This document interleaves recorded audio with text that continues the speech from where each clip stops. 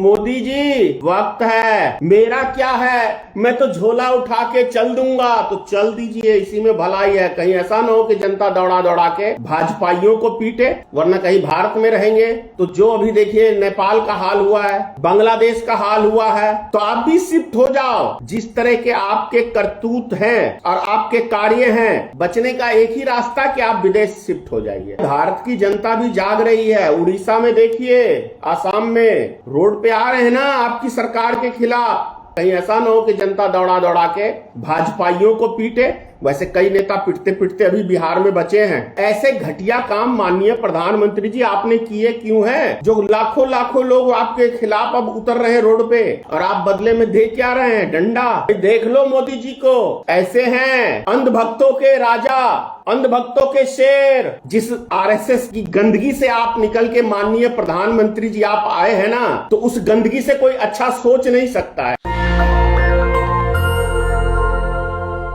जय माता की मित्रों, मैं धनेश्वर महतो। दोस्तों, अपने आप को 56 इंच नाम रख लेने से कोई 56 इंच का नहीं हो जाता सीना।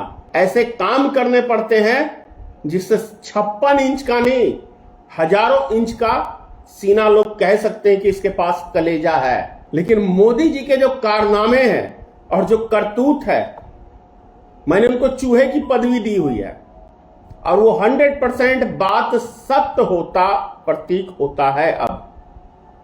क्योंकि जब अभी वाराणसी के अंदर मोदी जी अपने क्षेत्र के अंदर जा नहीं सकते हैं, और यदि जाने की हिम्मत करते हैं तो विपक्षी नेताओं को उनके घर में ही उनको बंधक बनाया जाता है, उनको अरेस्ट कर लिया जाता है। तब मोदी जी का हिम्मत जागता है वहां जाने के लिए। तो इससे बड़ा डरपोक प्रधानमंत्री क्या आपने कभी कहीं सुना है या देखा है? भाई देख लो मोदी जी को, ऐसे हैं अंधभक्तों के राजा, अंधभक्तों के शेर। भाई साहब, मैं वीडियो बनाने का कोई शौकीन नहीं हूं, ना मुझे कोई शौक है कि, लेकिन क्या करूं आप ही बताएं। मोदी जी काम ही ऐसे ऐसे करते हैं कि बोलना पड़ता है मजबूरन बस, वरना कौन अपने प्रधानमंत्री के विषय में बोलना चाहेगा। लेकिन मोदी जी के करतूत ही ऐसे ऐसे हैं ना कि बोलने के लिए हम लोग मजबूर हो जाते हैं। क्या बिगाड़ा भाई विपक्ष ने? विपक्ष का जो काम है विपक्ष तो करेगा ना। तो इसका मतलब आप उसे अरेस्ट करके बिना मतलब का उसको आप बंद कर लेंगे कि आप रोड पे नहीं निकल सकते, प्रधानमंत्री जी आ रहे हैं, कहीं हमारा कोई विरोध ना कर दे। तो ऐसे घटिया काम माननीय प्रधानमंत्री जी आपने किए क्यों हैं? जो लाखों लाखों लोग आपके खिलाफ अब उतर रहे हैं रोड पे, और आप बदले में दे क्या रहे हैं? डंडा। तो ये डंडे से क्या शांत हो जाएगा मामला? नहीं होगा, और बढ़ेगा। तो ये सब चीजें सही नहीं है माननीय प्रधानमंत्री जी। अरे भाई, नहीं देश संभल रहा तो अभी भी मौका है, झोला उठाओ और भाग जाओ यहां से।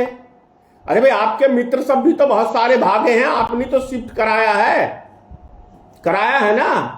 ललित मोदी, कौन कौन सा मोदी, वो सब गए ना विदेश में, आप ही ने तो वीजा दिया, आपके सरकार ने तो दिया है। और वो किंग फिशर के वो बियर बनाने वाले का जो मालिक, वो कौन सा था, सब गए ना, शिफ्ट कराए ना आपने। तो आप भी शिफ्ट हो जाओ, क्योंकि हो सकता है जिस तरह के आपके करतूत हैं और आपके कार्य हैं, जिस तरीके से आरएसएस एक ब्राह्मणवादी संगठन की जो सोच है, जितनी घटिया इस जाति की सोच है, शायद दुनिया में किसी जाति वर्ग की सोच नहीं हो सकती है। एक मनुष्य दूसरे मनुष्य के प्रति घृणा पैदा करने का ब्राह्मण समाज ही काम करता है, दूसरा कोई वर्ग नहीं। तो जो इस जाति की, जिस आरएसएस की गंदगी से आप निकल के माननीय प्रधानमंत्री जी आप आए हैं ना, तो उस गंदगी से कोई अच्छा सोच नहीं सकता है। क्योंकि वो गंदगी ऐसी है कि वो दूसरों से भेदभाव करने के अलावा कुछ सिखाती नहीं है, वे उनका नेचर है। तो इस गंदगी से बचने का एक ही रास्ता कि आप विदेश शिफ्ट हो जाइए, वरना कहीं भारत में रहेंगे तो जो अभी देखिए नेपाल का हाल हुआ है, बांग्लादेश का हाल हुआ है, क्या कहते हैं ये श्रीलंका का हाल हुआ है। तीनों देश तो भारत के सटे हुए ही हैं, बीच में भारत है। तो भाई भारत की जनता भी जाग रही है। उड़ीसा में देखिए, आसाम में रोड पे आ रहे हैं ना आपकी सरकार के खिलाफ। कई राज्य ऐसे आने वाले हैं। तो मोदी जी, वक्त है। मेरा क्या है, मैं तो झोला उठा के चल दूंगा, तो चल दीजिए, इसी में भलाई है। कहीं ऐसा ना हो कि जनता दौड़ा दौड़ा के भाजपाइयों को पीटे। वैसे कई नेता पिटते पिटते अभी बिहार में बचे हैं। भाजपा जदयू के नेता कई पिटते पिटते बचे हैं। तो अभी चुनावी टाइम भी आ रहा है, मौका है बड़ा फर्स्ट क्लास। शिफ्ट हो जाइए मोदी जी कहीं जाके, क्योंकि जो अडानी और अंबानी के लिए आपने पूरा देश उनकी गोद में दे दिया है ना, बच्चे बच्चे के दिमाग में ये चीजें घुसती जा रही हैं।